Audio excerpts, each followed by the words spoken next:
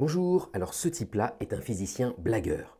Il s'appelle Georges Gamow, c'est un grand physicien spécialisé dans la physique des particules. Mais c'est quelqu'un qui aime aussi les canulars. Et donc je vais vous raconter un exemple de canular de physique. On est en 1948 et Georges Gamow essaye, avec son étudiant Ralph Haffer, de comprendre le Big Bang. Et il arrive à comprendre comment les noyaux des atomes pourraient se former au tout début de l'histoire de l'univers, avec des neutrons et des protons qui s'assembleraient. La nucléosynthèse primordiale. Donc il s'apprête à écrire un article dans la très célèbre revue Physical Review Letters, avec son étudiant Ralph Haffer.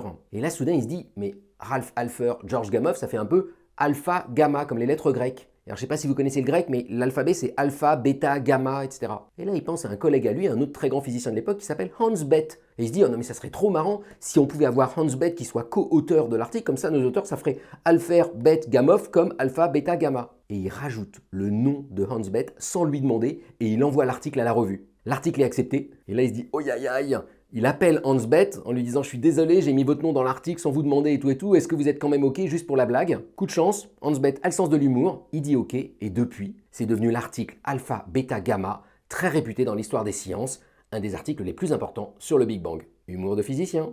Bonne journée!